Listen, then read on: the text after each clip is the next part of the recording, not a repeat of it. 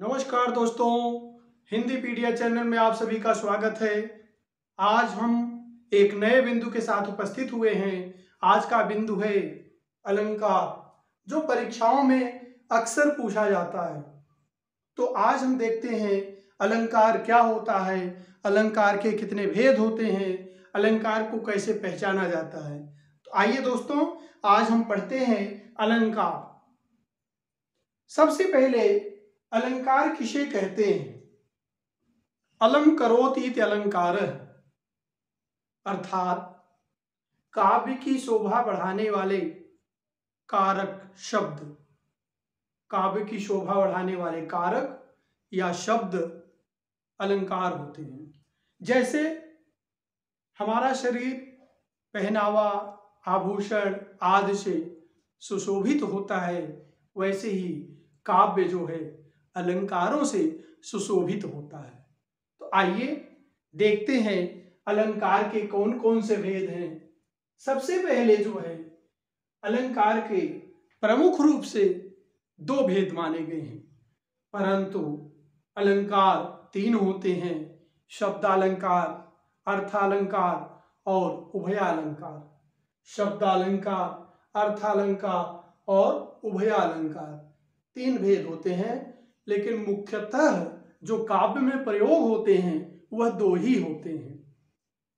कौन कौन से होते हैं? शब्दालंकार और अर्थालंकार।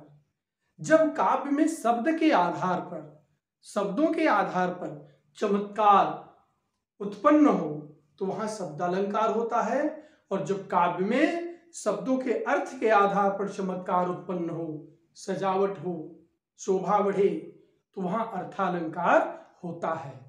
तो इस तरह से क्लियर है कि शब्दालंकार शब्दों के द्वारा काव्य की शोभा बढ़ाता है, अर्थालंकार अपने अर्थ के द्वारा काव्य की शोभा बढ़ाता है।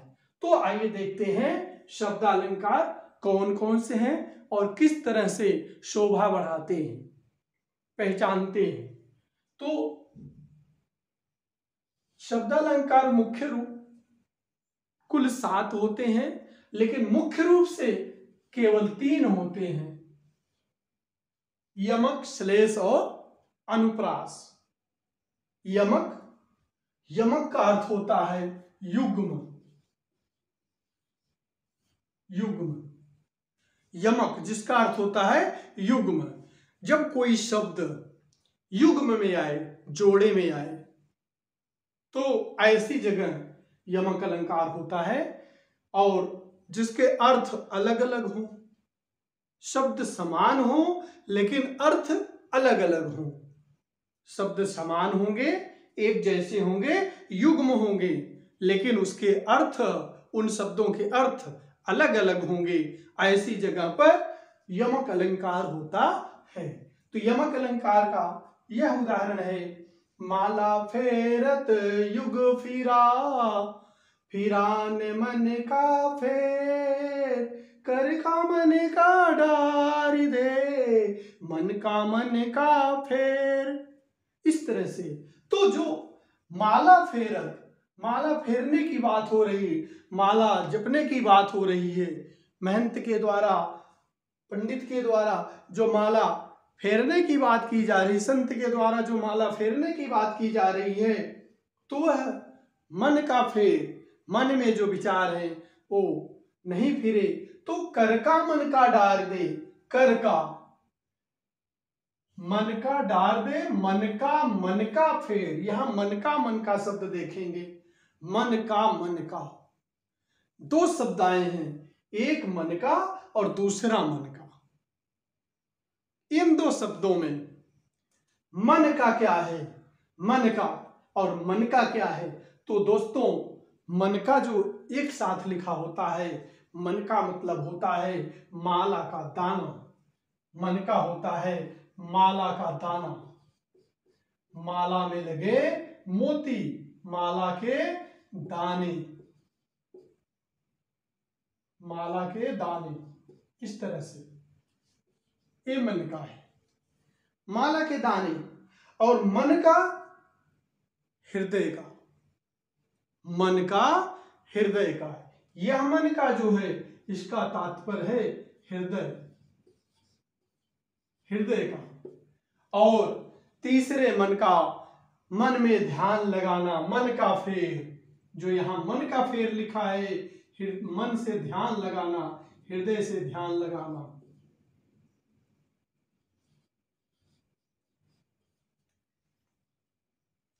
मन एकाग्र करके हृदय में ध्यान लगाना। तो इस तरह से देखिए, यमक युग्म आया, शब्दों का युग्म है, मन का फेर, कर का मन का डार दे, मन का फेर। तो मन का माला के मोती जो लगे हैं, एक में पिरोए गए हैं, उन मोतियों की जो हम एक एक दाने को फेर रहे हैं अपने हाथों से, उसे हम अपने हाथों से फेर रहे हैं, ध्यान लगा रहे हैं। उन ध्यान में क्या है? मन का, हृदय का, हृदय का जो विचार है वो मिटा नहीं, मन में जो विचार पले हैं वो मिटा नहीं। युग गया, युगों युगों चले गए, लेकिन मन का ये जो विचार, मन के जो विचार थे वो मिटे नहीं। इसी तरह से तो परवारो उर्वशी सुन राधिके सुजान, तो परवारो उर्वशी, उर्वशी सुन राधिके सुजान, तू मोहन के उर्वशी है उर्वशी समान। यहाँ उर्वशी शब्द, यहाँ पर उर्वशी शब्द बार बार आ रहा है, युग्म में आ रहा है, जोड़े में आ रहा है, और हर जगह उर्वशी का अर्थ अलग है, उर्वशी का अर्थ अलग है। इसलिए यहाँ पर भी यमक अलंकार है। जब कोई शब्द बार बार आए, युग्म में आए, एक से अधिक बार आए, और उसके अर्थ अलग अलग हों, अलग अलग हों, ऐसी जगह पर यमक अलंकार होता है। तो दोस्तों, यह सदैव पहचान कर रखेंगे, युग्म, युग्म शब्द, ट्रिक क्या है? युग्म शब्द हो, अर्थ अलग अलग हो। ट्रिक इसका होगा युग्म शब्द, क्या लिखेंगे? युग्म शब्द, और उनके क्या होंगे? अर्थ अलग अलग हो। तो ऐसे जगह पर, ऐसी जगह पर यमक अलंकार होगा, सदैव याद रखेंगे। इसी तरह एक और उदाहरण हम लेकर प्रस्तुत हैं। मूरत मधुर मनोहर देखी, मूरत मधुर मनोहर देखी, भयहु विदेह विदेह विसेखी। यहां भी युग्म का प्रयोग हुआ है। विदेह, विदेह, विदेह, पहले विदेह का अर्थ है जनक, राजा जनक, राजा जनक, और दूसरे विदेह का देह रहित, बिना देह के देह रहित। तो इस तरह से यहां भी यमक अलंकार स्पष्ट हो रहा है। और उदाहरण देखते हैं जो सर्व प्रसिद्ध है, सभी को याद रहता है। कनक कनक ते सौगुनी, मादकता अधिकाय, वा खाए बौराय नर, वा पाए बौराय। कनक, वा खाए बौराय नर, किसको खाता है? धतूरे को। पहले कनक का अर्थ है धतूरा, और दूसरे कनक का अर्थ है सोना, स्वर्ण, स्वर्ण। इस तरह से ये दोनों युग्म शब्द हैं, और युग्म शब्द के अर्थ अलग अलग हों तो यमक, युग्म शब्द के अर्थ अलग अलग हों, यमक, युग्म यमक, युग्म यमक, याद रखेंगे। युग्म शब्द यमक अलंकार, युग्म शब्द यमक अलंकार। और अलंकार दो प्रकार के, शब्दालंकार, अर्थालंकार। शब्दालंकार, अर्थालंकार, शब्द के द्वारा अलंकार, शब्द के द्वारा चमत्कार, शब्द के द्वारा वाक्य प्रयोग, शब्दालंकार, अर्थ के द्वारा अर्थालंकार। इस तरह से हम जब कभी देखेंगे तो सीधे सीधे समझ लेंगे, अगर युग्म शब्द आया है, युग्म शब्द के अर्थ अलग अलग हैं, तो वहां पर यमक है, यमक।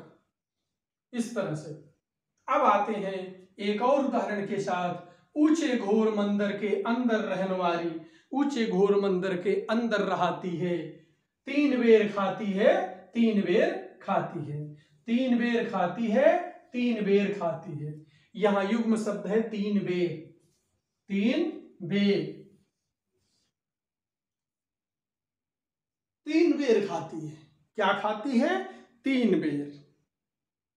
बेर, बेर जो सबरी ने खाए थे, जूठे बेर सबरी ने खिलाए थे, खा खा कर खिलाए थे सबरी ने।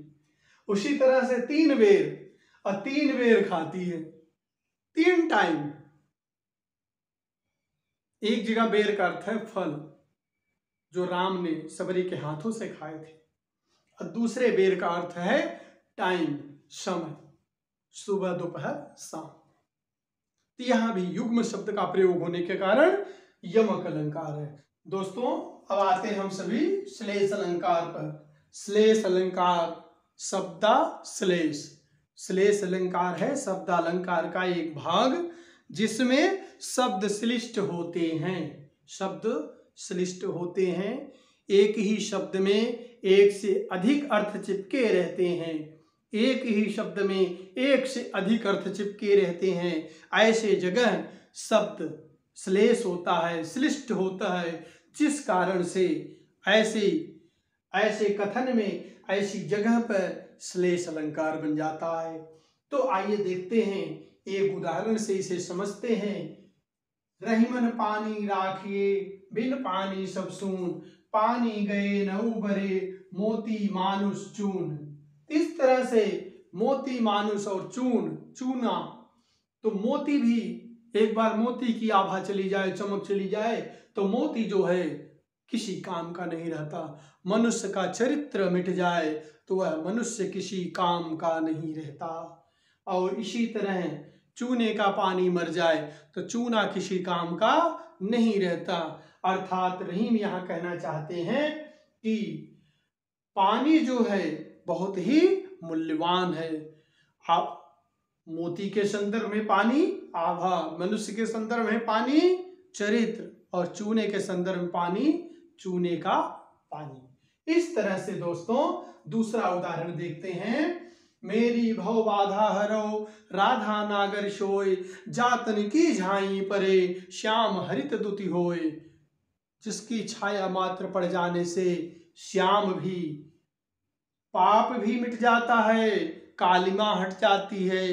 इस तरह से प्रसन्न हो जाता है। हरित दुति होय, हरे रंग का हो जाता है, प्रसन्न हो जाता है, उजालामय हो जाता है।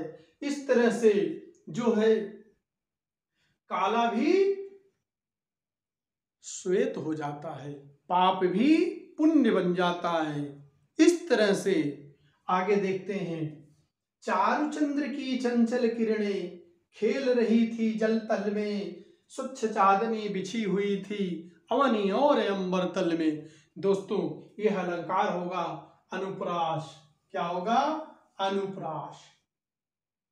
जहां वर्णों की आवृत्ति बार बार की जाए, किसी वर्ण की आवृत्ति बार बार की जाए और कहा जाए कि इसमें कौन सा अलंकार है, तो वहां तुरंत हमें समझ लेना है वर्ण की आवृत्ति बार बार हो रही है, इसलिए यहां अनुप्रास है।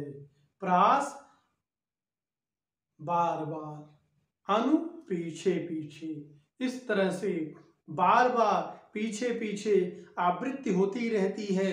इस आवृत्तिमय वाक्य रचना में अनुप्रास होता है। जैसे दोस्तों बहुत सारे उदाहरण हैं। तरन तनुजा टत तमाल तरुअर बहुछाए। इसी तरह है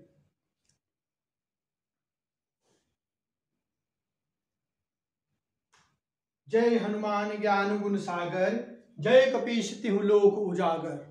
यहाँ भी अनुप्रास है और इसमें अंत्यानुप्रास है। यहाँ भी क्या है दोस्तों? अनुप्रास है और इसमें क्या है? अंत्यानुप्रास है। क्यों अंत्यानुप्रास है? क्योंकि सागर और उजागर का अंत एक ही तुक से हो रहा है। एक ही तुक से होने के कारण इसमें तुकांत अनुप्रास हो रहा है। तुकांत, तुक से, एक तुक से अनुप्रास हो रहा है, इसलिए अंत्यानुप्रास, जिसे हम अंत्यानुप्रास कह सकते हैं। तो दोस्तों आज का यह वीडियो आपको कैसा लगा इस पर आप अपने कमेंट्स जरूर दें और लाइक और सब्सक्राइब भी करें। जो दोस्त नए आ रहे हैं वह सब्सक्राइब करें, जो पहले से ही हैं वो लाइक करें। धन्यवाद।